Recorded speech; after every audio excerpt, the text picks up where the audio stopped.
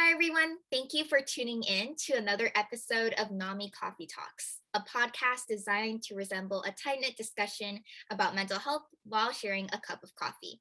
I'm your host, Helen Hu, and today I'll be interviewing Sarah Prahbu, a Warmline and Help Desk Manager at NAMI Santa Clara. Without further ado, hi, Sarah. I'm so happy to have you here. Hi, Helen. Thanks for having me at your podcast. Thank you. And so, first of all, could you tell us a little bit more about what you do at NAMI? So I'm the volunteer, I'm the Warmline manager at NAMI Santa Clara County. I started as a volunteer and now I'm a manager. Um, so, do you want me to explain what Warmline is? Yeah, sure. Go ahead. Okay, so you all might have heard about hotline, Mhm. where you can call if you're in a crisis. You have heard about suicide hotline, and Mhm. so you can talk. So those are the lines that you call when you're in a crisis. Mhm. But before a situation, becomes a crisis, you can learn what you can do to prevent a crisis. Mhm. So our warm line is for mental health, so a non-crisis line. Mhm. So what you can people reach out to us when they are noticing mental health, some symptoms for in themselves, and they don't know if this is just normal or if it is a symptom. So those kind of things, or what resources they've just found out that they have a diagnosis, they don't know what to do. um, or for their family members, it's all very confusing. Mhm. So you can call us, or you might be just shocked and Mhm. sad and not know what to do. So all of these are some of the reasons why you can call the warm line.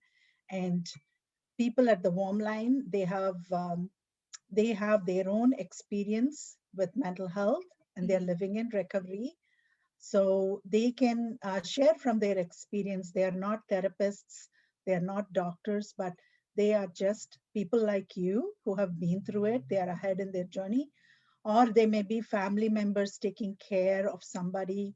So they can be there, they understand you, Mhm. and they can help you. Yeah, thank you for sharing so many different reasons as to why people call the warm line.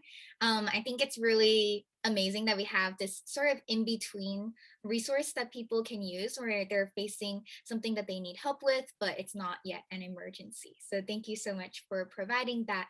And you sort of went into this, but can you go into more detail of what people can expect when they call the warm line? So like I said, many of our the people who are answering the calls or Mhm. your emails. Before COVID, you could even come into the office, but right now you can just call or email. Um, you, First of all of us are having our own experience, right? Mhm. So we will be able to relate to you, and we can offer you support, and give you some directions what worked for us and what are the community resources available. How do you navigate your insurance? You Mhm. don't, how where to go, what to do.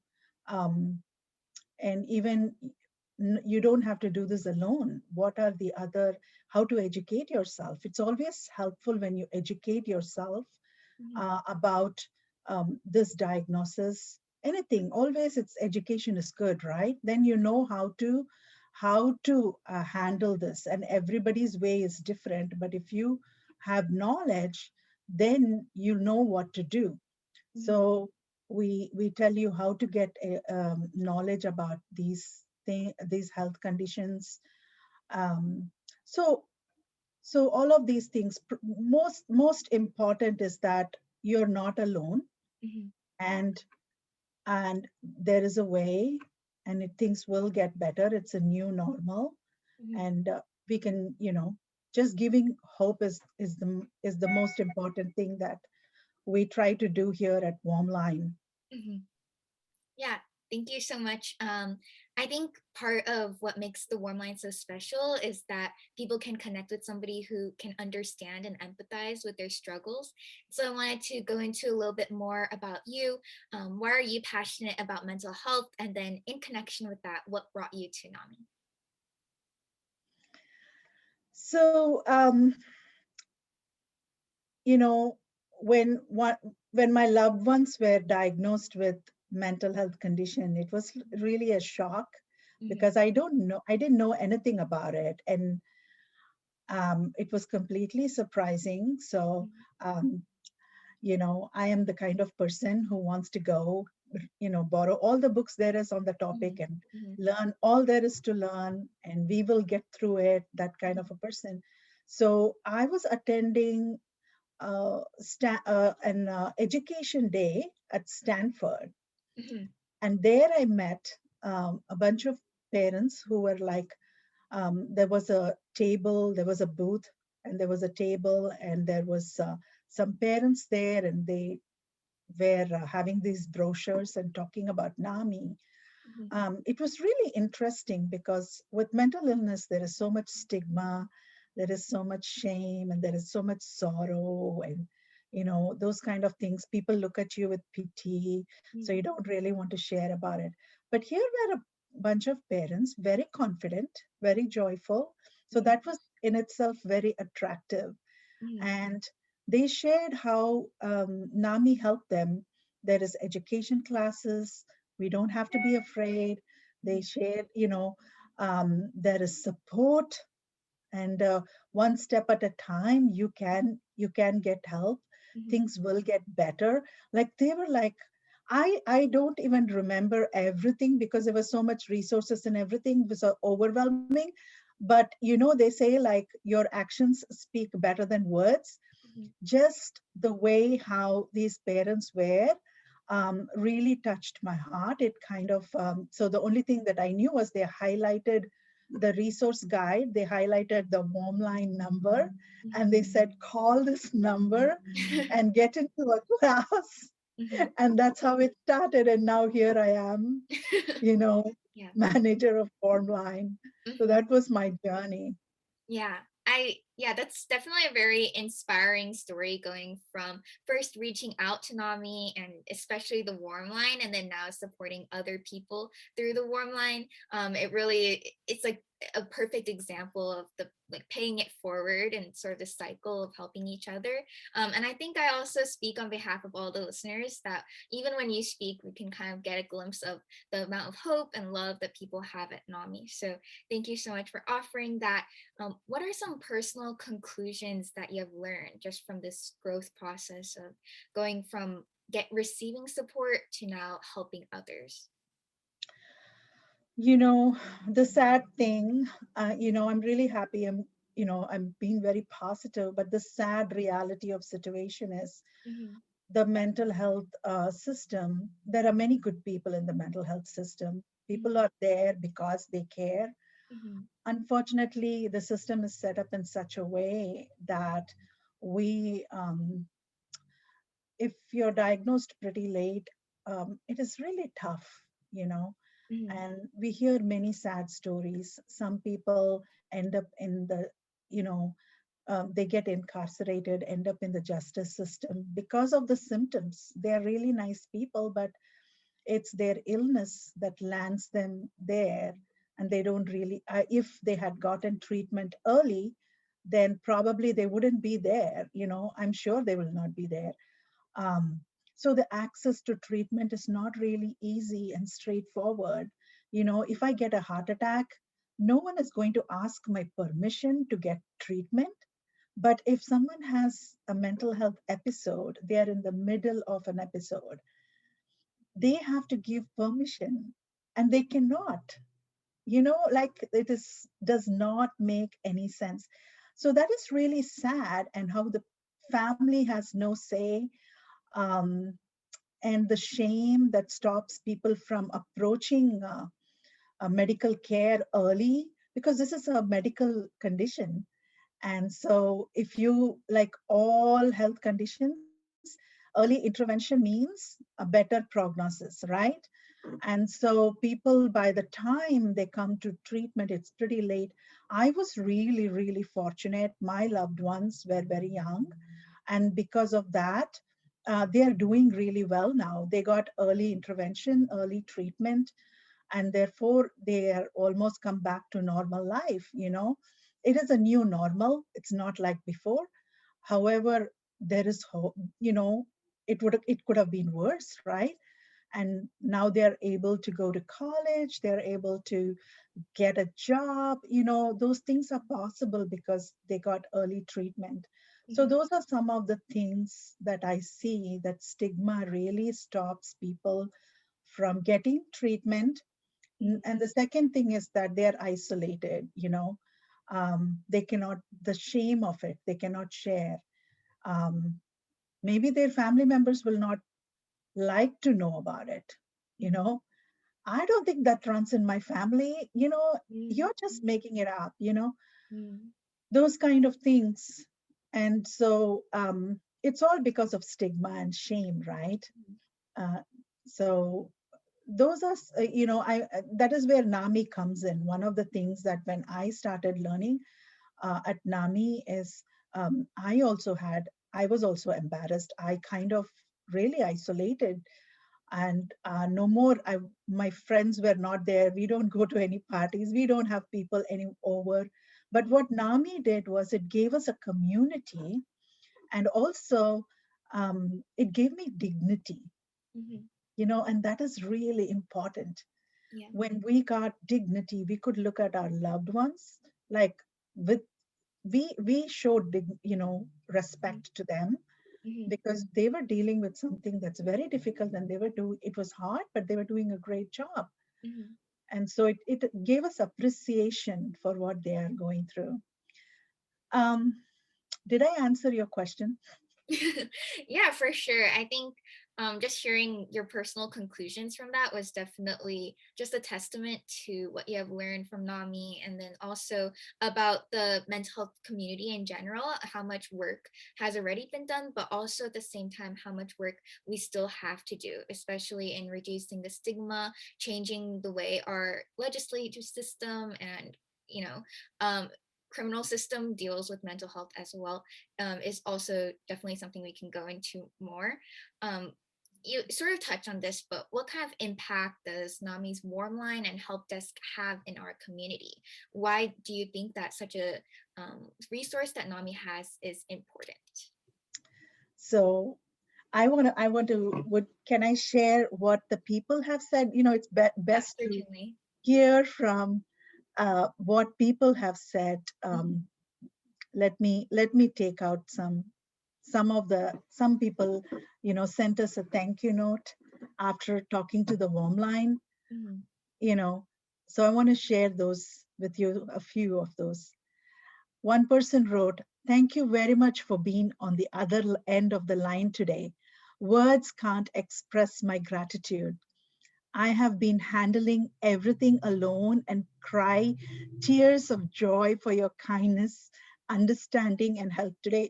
Reading this makes me just brings tears to my eyes, because Mhm. that is what, our staff, the people at Warmline, they are really, really wonderful people. Anyone who talked to them will know they are so compassionate, so understanding, and that is what they bring when they call the warm line.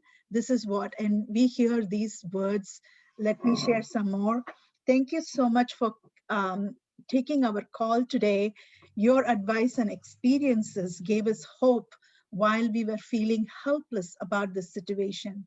Another person writes, "I'm so glad I called and got a warm person like you on the other side.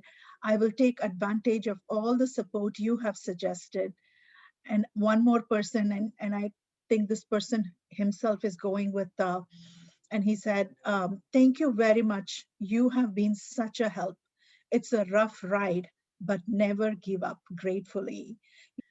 You know, this is the power of somebody sharing their lived experience with you. They they have been through it, so they can talk to you. They can share from their own experience, and that brings so much hope to somebody who is new to this journey. Mhm. And I think that is what, when you call it warm line, you will find somebody who can relate. Thank you so much for sharing those testimonials. It was very touching to see how not only do the people who share and call the warm line have a very compassionate response and thank the warm line, but also hearing from the other end from you who's on the other side of the phone is also getting so much hope and inspiration from the people calling. So because you shared such a varied range of testimonials, could you please share some examples of the different types of people who may call the warm line? Thank you, Helen. That's a nice question. So anybody, many different kinds of people call the warm line. Anyone can call us. Mhm. Um, you may be experiencing some symptoms that make you wonder if you're having a mental health problem, or is it just normal? Maybe you're not motivated, and you're not, you may be feeling out of sorts. And especially during this COVID, we Mhm. can say, oh, it's just the pandemic. Oh, we just don't have it. But maybe it is something. Maybe this is bringing out something. It's good Mhm. to get checked. Like I told earlier, always, um, uh, you know, getting a get asking a doctor is always helpful. So those people, you can call the warm line and talk through and see if you should call a doctor. Or maybe you're a family member and you're seeing some symptoms that you're concerned about, but there is no diagnosis, you don't know anything.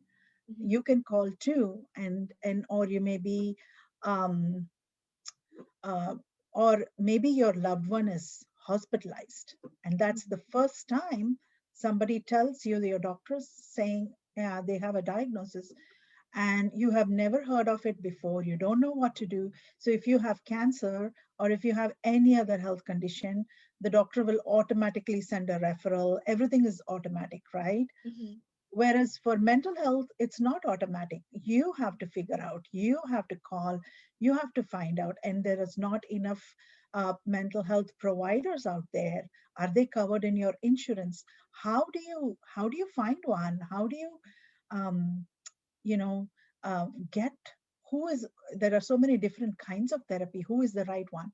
Mhm. Or you may, maybe because of mental health, your loved one is incarcerated, you're dealing with the court system, and and it's really, really difficult.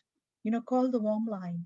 Mhm. Or you may be a mental health provider, and you see that your clients need additional community support.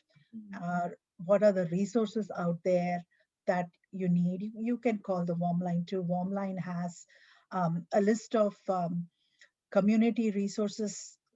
We constantly research, Mhm. and we keep updating, and we can tell you what is available, what could be a good one um, that is there. Or also, the providers, we have a provider education class on that will give you a really good information on collaborative care. um, so those are some of the things we have. So we can direct you. If you can be anybody. And one time we call, especially during this COVID, we got a call from someone who noticed a person on the street, and they seemed that they were having some mental health condition, and they seemed lost. So this good Samaritan, he called us and said, I'm really concerned. Maybe it is somebody's loved one, and that family is searching for them, but I don't know what to do. Can you guide us? So even for those things, you can call us and we can guide you. Wow, that last story is really inspirational.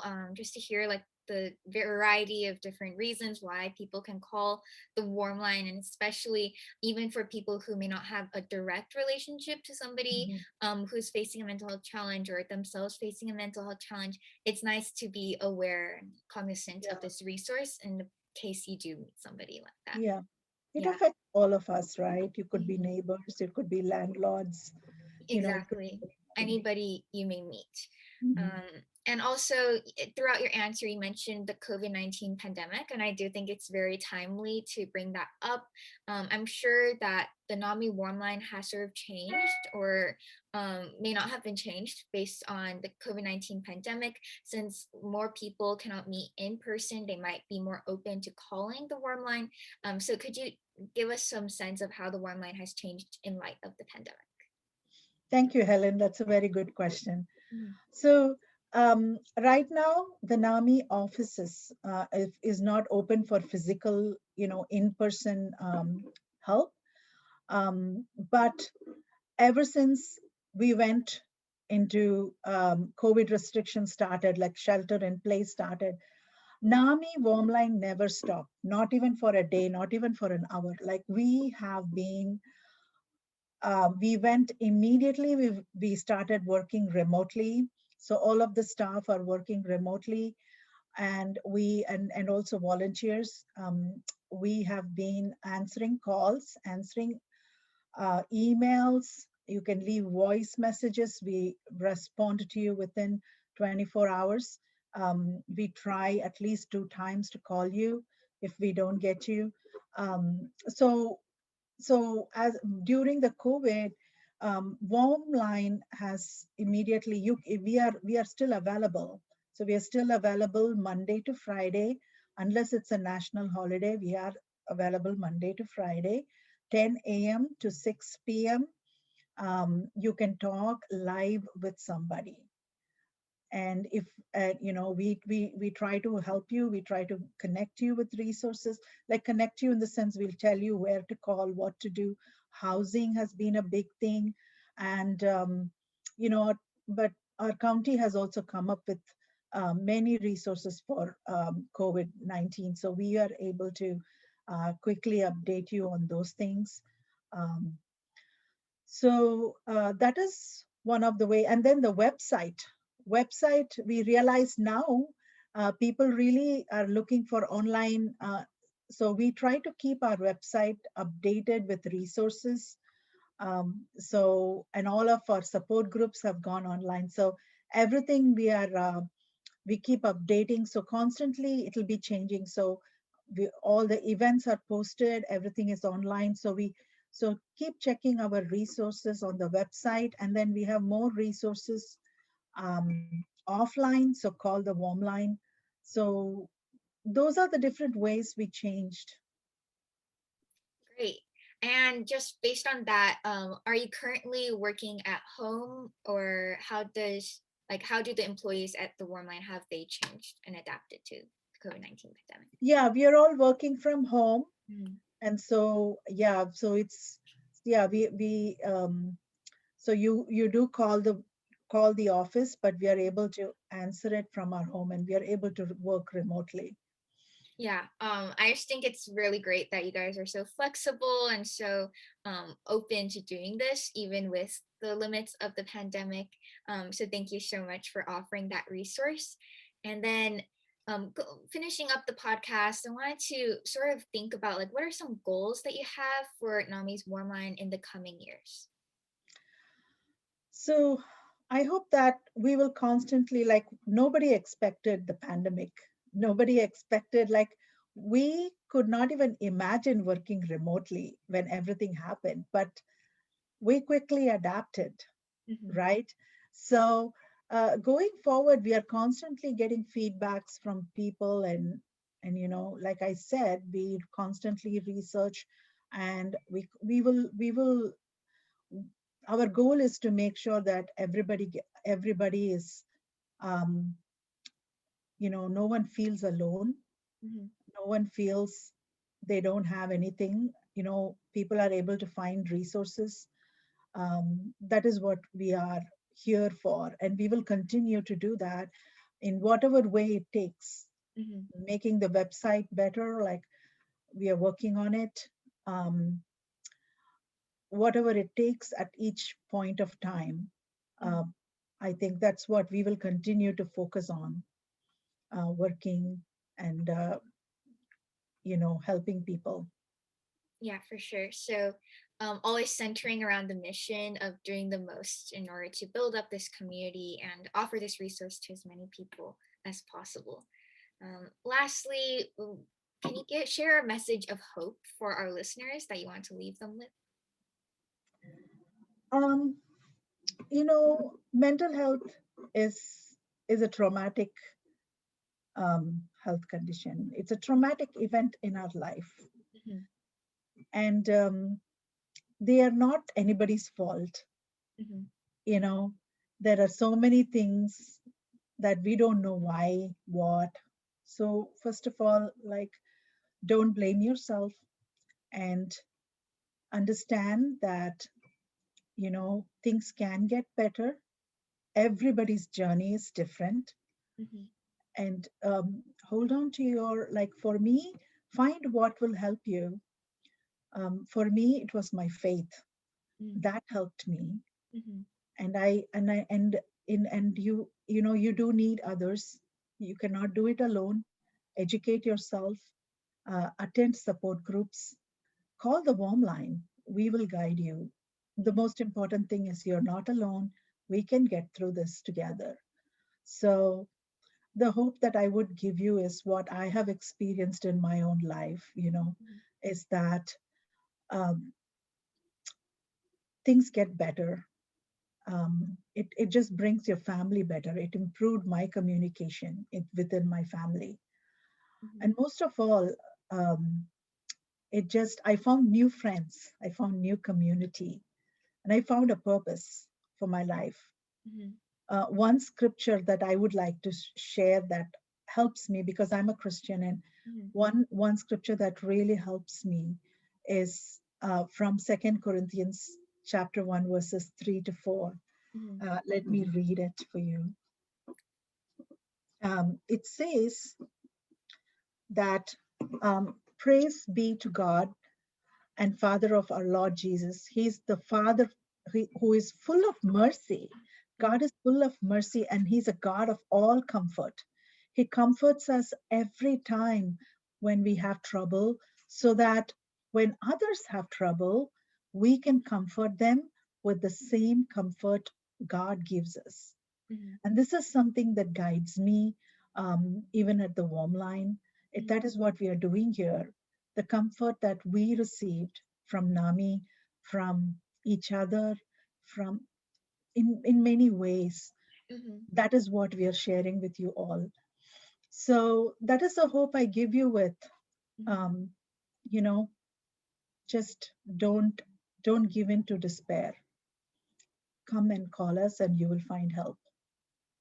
And thank you so much for sharing that. I think your message of hope, including the scripture, really reminded me of how, mind, body, and soul, they're all interconnected. And in order to take care of our mind, we must also take care of our body and our soul and realize that, like, overall, we're all going to struggle in our life, but when we come out of it, we become a stronger person. As you said, you became closer with your family, you can grow deeper in your relationships, both with yourself and with your faith and other areas as well. So thank you so much for leaving us with that. Great. So that wraps up our podcast. As Sarah shared throughout the podcast, there are many resources that you can turn to NAMI for. Specifically for the warm line, you can call 408 453 0400. And the warm line is open from Mondays to Fridays, 10 a.m. to 6 p.m. NAMI also has an after hours support line that you can reach out to that is open Mondays to Fridays, 6 to 9 p.m. And then also on the weekends from 12 to 6 p.m. The only difference for the after hours line is that you'll need to leave a voicemail, but somebody will call you back within an hour. And feel free if you ever need anything to call the warm line. However, because of the COVID-19 pandemic, NAMI's office itself physically is not open, but the warm line is still open for you to call. And as Sarah also shared, NAMI has many more resources beyond the warm line as well. And you can find it all on the website, which is namisantaclara.org. And all of this information will also be put in the description for this video. With that said, thank you so much, Sarah, for being on the podcast. Thank you, Helen. Thanks for having me. Would you like to show us your mug in order to wrap it up? Yes, yes. It's really beautiful.